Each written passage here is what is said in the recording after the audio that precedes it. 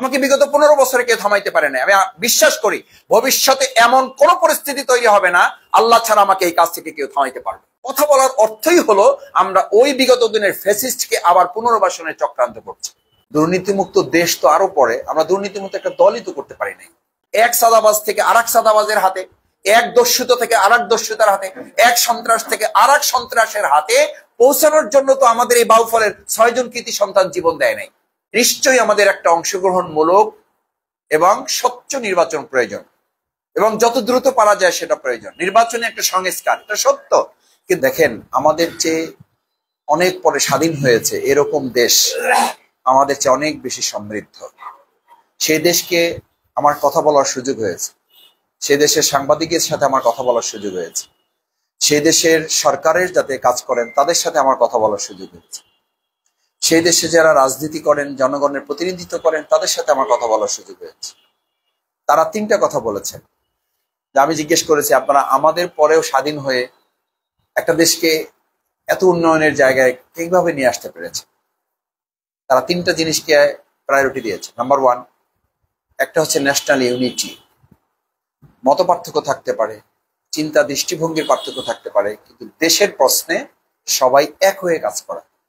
আমি সেই কথাটুকু বাউফলে আপনাদের মাধ্যমে তুলে ধরতে চাই এবং আপনাদের কাছে অনুরোধ করতে চাই যে আমরা একটা ইউনিটি ডেভেলপমেন্ট করে ঐক্যবদ্ধ বাউফল করতে পারলে আমি বিশ্বাস করি আমাদের বাউফল এগিয়ে যাবে, আমাদের বাংলাদেশটাও এগিয়ে যাবে। দ্বিতীয় হচ্ছে, একটা দেশের উন্নয়নের গুরুত্বপূর্ণ শর্ত হচ্ছে গুড গভর্নেন্স, সুশাসন, দুর্নীতিমুক্ত একটা সমাজ করা। এই কথাটা বলা যত সহজ, তার আগে কিন্তু দুর্নীতিমুক্ত একটা দল গঠন করা দরকার, কারণ দলগুলোই আমাদের দেশ পরিচালনা করে। কিন্তু আমাদের এটা দুর্ভাগ্য নয় যে 53 বছর স্বাধীন হওয়ার পরেও আমরা কিন্তু দুর্নীতিমুক্ত দেশ তো আরো পরে, আমরা দুর্নীতিমুক্ত একটা দলই তো করতে পারি নাই। আজকে আমাদের বিভিন্ন দলকে তো এটা দেখতে হয়, আমরা তো এই অভিজ্ঞতা লব্ধ, আমরা কাউকে দোষারোপ করছি না, কিন্তু এটা বাস্তব যে আমরা 2024-এ নতুন একটা বাংলাদেশ পাওয়ার পরেও দিনে দিনে, মাসে মাসে, প্রায় ঘন্টায় ঘন্টায় এখন সামাজিক যোগাযোগ মাধ্যমে আমরা একেবারে মেইন স্ট্রিম মিডিয়ার মাধ্যমে জানতে পারতেছি যে অমুক দলের অমুককে বহিষ্কার করা হলো, অমুক দলের অমুককে শাস্তির আওতায় নিয়ে আসা হলো, অমুক দলের অমুকে এখন থেকে আর দলের কেউ নয়। এই যে সিদ্ধান্ত দিতে হচ্ছে, এটা নিঃসন্দেহে একটা ভালো উদ্যোগ, কিন্তু এর মাত্রাটা যদি সীমা অতিক্রম করে ফেলে তার মানে এটা আমাদের দেশকে সুশাসনের দিকে নেওয়ার জন্য ভালো কোনো লক্ষণ নয়। তার মানে এই যে আমরা সুশাসনের বাংলাদেশ চাই, কিন্তু সুশাসনের একটা রাজনৈতিক দলই তো আমরা গঠন করতে পারি না। সেজন্য আমি মাঝে মধ্যে বলি, দল গঠন করা সহজ, মানুষ গঠন করা কঠিন। প্রিয় নবী মুহাম্মদুর রাসূলুল্লাহ সাল্লাল্লাহু আলাইহি সাল্লাম সোনার মদিনা এমনি হয়ে যায় নাই, তিনি সোনার কিছু মানুষ তৈরি করেছেন। আমরা বাংলাদেশ জামাত ইসলামীও সাংবাদিক ভাইদের কাছে সহযোগিতা চাই, আপনাদের মাধ্যমে আমাদের প্রিয় বাউফলবাসীকে আমরা জানাতে চাই যে সোনার বাউফল যদি করতে হয়, সোনার বাংলাদেশ যদি করতে হয়, তার আগে কিন্তু সোনার মানুষ লাগবে। কিন্তু আমরা কি তা পাচ্ছি? আমরা যদি নতুন বাংলাদেশের পরের কথাও ভাবি যে 2024-এর 5ই আগস্ট পরবর্তী যে সুন্দর একটা বাংলাদেশ আমাদেরকে এত জীবনের বিনিময়, এত ত্যাগ, এত রক্ত, এত যুদ্ধের পরে, এবং বলা যায় যে একটা গণহত্যার পরে এরকম একটা সুন্দর বাংলাদেশ পাওয়ার পরে আমরা কি চেহারা দেখতে পাচ্ছি, সিনারিওটা কি? সিনারিওটা কিন্তু আমাদের ভালো কিছু ইন্ডিকেট করে না। আমাদের ব্যবসায়ীরা এখন জিম্মি হচ্ছে, আমাদের হিন্দু সম্প্রদায়কে বিতর্কিত করার চেষ্টা করা হচ্ছে, তাদের মধ্যে ক্ষোভ তৈরি করে দেওয়া হচ্ছে, পরিকল্পিতভাবে কেউ কেউ পরিস্থিতিটাকে আইনের অবনতি, আইন শৃঙ্খলা পরিস্থিতির অবনতির দিকে নিয়ে যাচ্ছেন। কেউ আমরা বলছি আইন শৃঙ্খলা পরিস্থিতি রোধ করার জন্য এখনই নির্বাচন দরকার। আবার জনগণের সাথে কথা বললে আমরা বুঝতেছি তাদের মধ্যে কেউ কেউ মনে করছেন যে যারা খুব দ্রুত গতিতে নির্বাচন চাচ্ছেন তাদের মধ্যে কেউ কেউ পরিকল্পিতভাবে নির্বাচনটা এগিয়ে নেওয়ার জন্য কেউ এই কাজ করছেন কিনা সেটাও আমাদের ভেবে দেখা দরকার। কারণ আমরা তো শুধু একটা নির্বাচনের জন্য যেমন গণ অভ্যুত্থান করেছি, এই সরকারের বিদায় দিয়েছি, আবার এই সরকার বিগত 15 বছরে যে দেশটা ধ্বংস করে গেছে, বিভিন্ন প্রতিষ্ঠানগুলোকে শেষ করে দিয়ে গেছে, সেই জায়গাগুলোকে সংস্কার না করে তো একটা অর্থবহ নির্বাচন করাটাও স্বাভাবিক নয়। কারণ আমরা ছোট ছোট নির্বাচন দেখেছি, সেই নির্বাচনগুলো কিন্তু নিরপেক্ষ, অংশগ্রহণমূলক, সব জায়গায় সমানভাবে এই সরকারের আমলেও বাস্তবায়ন করা সম্ভব হয় না। যদি তা না হয় তাহলে জাতীয় নির্বাচনের মতো একটা নির্বাচন আমরা বিগত ফ্যাসিস্ট সরকারের যারা দোষর ছিলেন তাদেরকে চিহ্নিত করা, আইনের আওতা নিয়ে আসা, গ্রেপ্তার করা, বিচার করা, এই কাজগুলো অন্তত শুরু না করে একটা নির্বাচনের দিকে আপনি গিয়ে কি করে সুশাসন প্রতিষ্ঠা করবেন?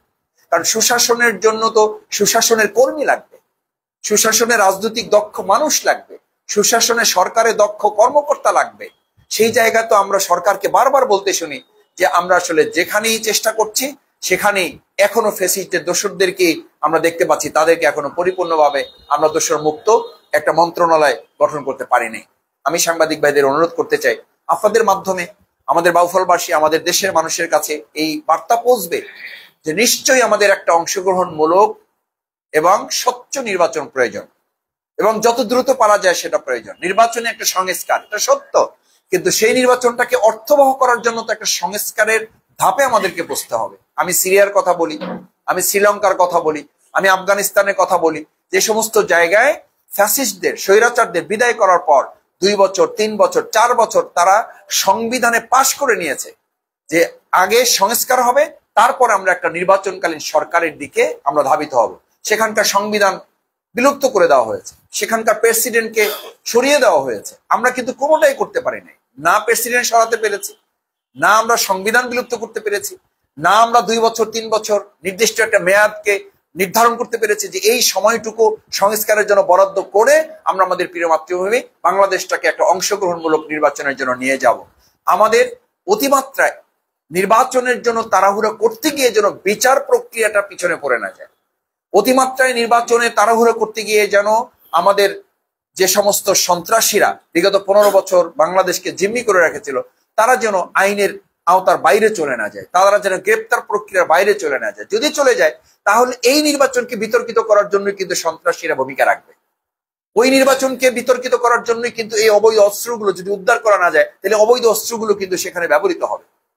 এই নির্বাচনকে বিতর্কিত এবং জনগণের অংশগ্রহণমূলকতার প্রশ্নবিদ্ধ করার জন্যই যে অবৈধ অস্ত্র এবং অর্থ যাদের হাতে আছে তারা বিনিয়োগ করে আজকে যেমন ঘোষণা করে যে আমাদের গাজীপুরে আমাদেরকে শান্তিতে থাকতে না দিলে আমরা দেশকে শান্তিতে থাকতে দিব না, সেই লোকরা তো আছে এখনো বাইরে। তো তারা তো নির্বাচনের দিনে একই কথা বলবে যে আমাদেরকে নির্বাচন করতে না দিলে, আমরা নির্বাচনে অংশগ্রহণ করতে না দিলে আমরা সুষ্ঠু নির্বাচন করতে দিব না। তারা অবৈধ অস্ত্র ব্যবহার করবে, তারা অবৈধ টাকা পাচারের টাকা সেখানে বিনিয়োগ করবে। সুতরাং এই প্রশ্নগুলো কিন্তু খুব স্বাভাবিক। আমি এটা বলছি যে সুশাসনের জন্য সুনাগরিক তৈরি দরকার, সুশাসনের জন্য, গুড গভর্নেন্সের জন্য সুন্দর রাজনৈতিক সংস্কৃতি বিনির্মাণ করা দরকার।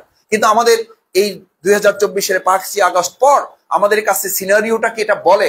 জনগণের মধ্যে তো একটা আতঙ্ক তৈরি হয়ে গেছে, আবার জনগণের মধ্যে তো একটা উদ্বেগ তৈরি হয়ে গেছে, জনগণের মধ্যে তো আবার একটা উৎকণ্ঠা তৈরি হয়ে গেছে।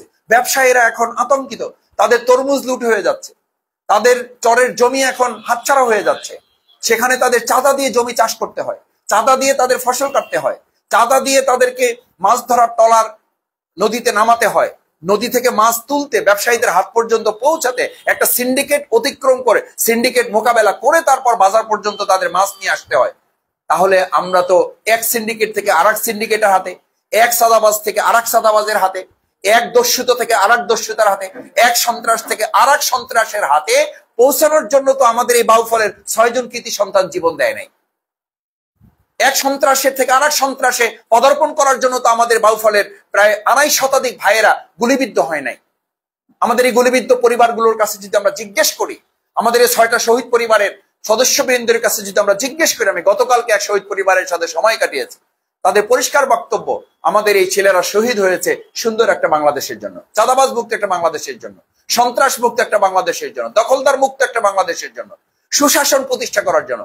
বাংলাদেশ জামাত ইসলামীও সেই গুড গভর্নেন্স, সুন্দর সুশাসন প্রতিষ্ঠা করার জন্য দুর্নীতি মুক্ত, চাঁদাবাজ মুক্ত, দখলদার মুক্ত, সন্ত্রাস মুক্ত একটা সমাজ বিনির্মাণ করার কাজ সাংবাদিক ভাইদের সহযোগিতায় আমরা সামনের দিকে এগিয়ে যেতে চাই। 3 নম্বর যেটা বলে শেষ করতে চাই, আমি আপনাদের অনুরোধ করতে চাই সম্মানিত সাংবাদিক ভাইয়েরা, আমাদের প্রিয় বাউফলটাকে আমরা যদি একটু সুন্দর করে সাজাতে চাই তাহলে সবাই মিলেই কিন্তু আমাদেরকে সাজাতে হবে। এই জন্য প্রথম বলেছি একটা ঐক্যবদ্ধ বাউফল, 2 বলেছি গুড গভর্নেন্স, 3 হচ্ছে আমাদের জন্য খুব ইম্পর্টেন্ট ইস্যু যে রাজনীতিতে আমাদের পরমত সহিষ্ণুতা ফিরিয়ে আসা দরকার। আমি ছাত্র জীবনেই দেখেছি, আমাদের মুরব্বীরা তো আরো ভালো বলতে পারবেন, আমি ছাত্র জীবনেই দেখেছি আমাদের বিশ্ববিদ্যালয়ে 2 ছাত্র সংগঠনে মারামারি চলতেছে। যেই ছাত্র সংগঠনের সাথে মারামারি চলতেছে সেই ছাত্র সংগঠনের মূল সংগঠনের বাড়িতে গিয়ে আমি আশ্রয় নিয়েছি, আমি থেকেছি। ওই মুরব্বী বলছে যে তোমাদের মারামারি ক্যাম্পাসে জাল চলছে, ওটা চলুক, আমাদের এখানে কোনো দল নাই, তোমরা আমাদের ছাত্র, তোমরা আমাদের সন্তান। আমরা আমাদের মূল সংস্কৃতি, মূল রাজনৈতিক দলগুলোর মধ্যে কি এই পরমার্শ সহিষ্ণুতা আমাদের আছে? বক্তৃতার মধ্যে কি এই সংস্কৃতি আছে? নাই। না থাকার কারণে আজকে দেখা গেছে যেখানে আমাদের ফ্যাসিস্টদের বিরুদ্ধে কথা বলার কথা, সেখানে আজকে আমরা দেখছি ফ্যাসিস্টের বিরুদ্ধে যারা আন্দোলন করেছি কাঁধে কাঁধ মিলে তারা পরস্পরের বিরুদ্ধে কাদা ছোড়াছুড়ি করছি। মাঝখান থেকে ওই ফ্যাসিস্টটাই কিন্তু আবার একটা সুযোগ গ্রহণ করার চক্রান্ত তারা করে যাচ্ছে। আমার মনে হয় যে বা যারা এই কাজ করছেন, যারা আমার গণতান্ত্রিক আন্দোলন করেছে, গণতান্ত্রিক একটা প্রক্রিয়ার জন্য আন্দোলন করেছে, ভোটের অধিকার ফিরিয়ে নেওয়ার জন্য আন্দোলন করেছে, ফ্যাসিস্ট স্বৈরাচারকে বিদায় দেওয়ার জন্য যারা আন্দোলন করেছে, কাঁধে কাঁধ মিলে এক মঞ্চে করেছি, এক মঞ্চের বাইরে করেছি, যুগপৎ করেছি, সেই আন্দোলনের লোকেরা এখন পরস্পরের মানে কথা বলার অর্থই হলো আমরা ওই বিগত দিনের ফ্যাসিস্টকে আবার পুনর্বাসনের চক্রান্ত করছি। সুতরাং আমি সাংবাদিক ভাইদের কাছে অনুরোধ করব, আসুন আমরা ফ্যাসিস্টদের বিচার, তাদের গ্রেপ্তার, অবৈধ অস্ত্র উদ্ধার, এই বাউফলে আপনারা জানেন এখনো বিভিন্ন জায়গায় আমাদের দ্বিপাশা সহ আমাদের বেশ কয়েকজন ভাইকে হত্যা করা হয়েছে, আমাদের বহু ভাইদেরকে আহত করা হয়েছে, আমাদের বহু জায়গায় নির্যাতিত হচ্ছে, আমাদের বহু ব্যবসায়ীরা নির্যাতিত হচ্ছে, চাঁদাবাজদের ইসে অত্যাচারে অতিষ্ঠ হয়ে যাচ্ছে। আমাকে সেদিন একজন মেসেজ পাঠিয়েছে যে মাসুদ ভাই, আগে 50 টাকা দিয়ে নিরিবিলি ব্যবসা করতাম, এখন 100 টাকা দেওয়ার পরও নিচ্ছে না। আগে একজনকে দিতাম, বিদায় হয়ে যেত, এখন 3 জন এসে, পরের দিন আবার চতুর্থ আরেকজন এসে বলছে আমি ভাই ওই 3 গ্রুপের না, আমি ওই গ্রুপের বাইরে, আমার আলাদা একটা গ্রুপ আছে, আমার ছেলে পেলে পালতে হবে, আমাকে চাঁদা দিলে আপনি দোকান খুলতে পারবেন, নাহলে খুলতে পারবেন। দুর্ভাগ্যজনক। এটা কোন দল করছে? সাংবাদিক হিসেবে আপনারা খোঁজ দিবেন, জানবেন, এবং আমি আশা করি আপনারা জানেন। আমি শুধু অনুরোধ করতে চাই, যদি এই সুন্দর বাউফল আপনি প্রত্যাশা করেন, তাহলে আমরা মাঠে সাধারণ একজন কর্মী, ওখানকার মাঠের যোদ্ধা, আর আপনারা কিন্তু বাউফলের 4.5 লক্ষ মানুষের আপনারা কলম যোদ্ধা, আপনারা কলম সৈনিক, আপনারা সোশ্যাল মিডিয়ার সাইবার যোদ্ধা। এই সাইবার যোদ্ধা হিসেবে আপনারা ভূমিকা পালন করেছেন বিধায় কিন্তু 2024-এর 5ই আগস্ট হয়েছে। ফ্যাসিস্টের বিরুদ্ধে, স্বৈরাচারের বিরুদ্ধে আন্দোলন করে যদি আপনারা ভূমিকা পালন করে মামলা হামলার শিকার হয়ে যদি আপনারা থেমে না যান, সাহস, হিম্মত, বলিষ্ঠতা নিয়ে যদি আপনারা এগিয়ে যাওয়ার ভূমিকা রাখেন, তাহলে আজ যারা অন্যায় করছে, চাঁদাবাজি করছে, সন্ত্রাস করছে, দুর্নীতি করছে, সে যদি শফিকুল ইসলাম মাসুদও করে, বাংলাদেশ জামাত ইসলামীও যদি করে, এসআর সাহেবের কোনো লোকও যদি করে, আমি দ্ব্যর্থহীন কণ্ঠে এই মিডিয়ার সামনে বলে যাচ্ছি, আপনি ধরিয়ে দিন, আমি শফিকুল ইসলাম মাসুদ আপনাদেরকে সহযোগিতা করব। আমি আপনাদের পাশে থেকে চাঁদাবাজ মুক্ত, সন্ত্রাস মুক্ত, দুর্নীতি মুক্ত, দখলদার মুক্ত একটা বাউফল করার জন্য আমি লড়াই করব আপনার সাথে।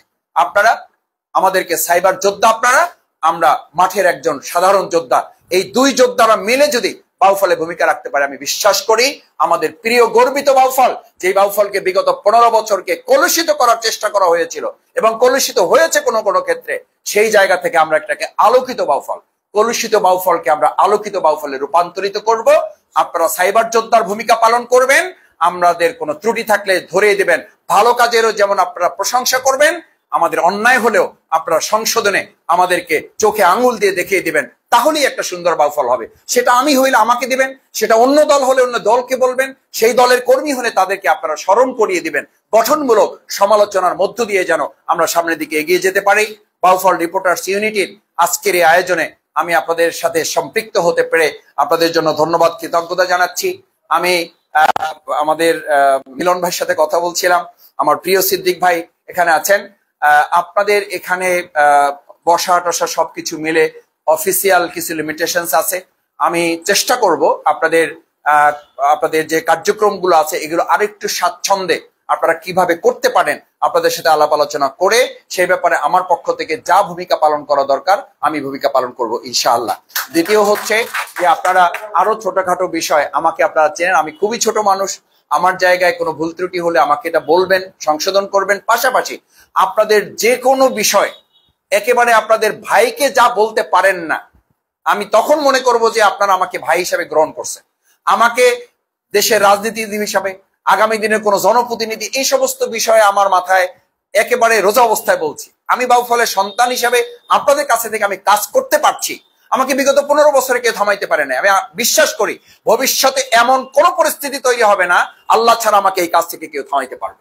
সুতরাং আমার মন্ত্রী এমপি হওয়া না হওয়ার উপরে ভিত্তি করে আমার এই বাউফলের উন্নয়নমূলক কাজ কমবেও না, বাড়বেও না। তবে আমি বিভিন্ন সময় বলে থাকি যে আমি ব্যক্তি হিসাবে কিছু কাজ করতে পারবো, আর যদি জনপ্রতিনিধিত্বের জায়গায় জনগণের ভালোবাসা আরো বেশি মজবুত ভাবে ধারণ করা যায়, তাহলে ওই কিছু কাজের সাথে বেড়ে আরো অনেক কিছু কাজ করার সুযোগ হাতে পাওয়া যায়, যেটা ওই সুযোগ না থাকলে সবকিছু কাজ করা সবসময় সম্ভব হয় না। সেটা সাংবাদিক বৃন্দ আপনারা আছেন, আমাদের বাউফলের 4.5 লক্ষ মানুষ আছে, এই বাউফলবাসী ঠিক করবে তারা তাদের জনপ্রতিনিধি হিসাবে কাকে তারা নির্বাচিত করবে। আমরা শুধু বলবো দুর্নীতি মুক্ত একটা বাউফলের জন্য দুর্নীতি মুক্ত একটা দল এবং দুর্নীতি মুক্ত একজন ব্যক্তিকেই আগামী দিনে বাউফলবাসী তারা তাদের নেতা হিসাবে, তাদের অভিভাবক হিসাবে, তাদের বাউফলের একজন খাদেম হিসাবে। আমরা বলছি বাউফলে কোনো এমপি হবে না, বাউফলে কোনো শাসক হবে না, বাউফলে কোনো নেতা হবে না, বাউফলে এমপি হবে 4.5 লক্ষ মানুষ, তাদের খাদেম থাকবে একজন। সেই খাদেম হিসেবে বাংলাদেশ জামাত ইসলামী বাউফলবাসীর পাশে দাঁড়াতে চায়, সেটার জন্য আমরা কাজ করে যাচ্ছি। আপনাদেরও সাংবাদিক হিসেবে সহযোগিতা চাই। আর যে কোনো বিষয় যেটা বলছি যে আপনাদের ভাই হিসাবে যখন আমাকে আপনারা এটা বলবেন, আমি ফোন ধরি না ধরি, মেসেজ দিবেন, অথবা আমার নেতৃবৃন্দ আছেন, অন্য ভাইয়েরা আছেন, যার মাধ্যমে আমাকে বললে আমার কাছে পৌঁছবে। আপনাদের যে কোনো বিষয় আমার পর্যন্ত আপনারা পৌঁছাবেন, আমি চেষ্টা করব আমার সামর্থ্য অনুযায়ী সবটুকু দিয়ে আপনাদের পাশে থেকে এই আপনাদের একজন ক্ষুদ্র কর্মী হিসাবে দোয়া করবেন আমাদের জন্য, বাংলাদেশ জামাত ইসলামীর জন্য, প্রিয় বাউফলের জন্য, যেন বাউফলটাকে নিরাপদ, সম্মানজনক, সুন্দর, উন্নত, আধুনিক একটা বাউফল আমরা তৈরি করতে পারি। সবাইকে ধন্যবাদ। আসসালামু আলাইকুম ওয়া রাহমাতুল্লাহি ওয়া বারাকাতুহু।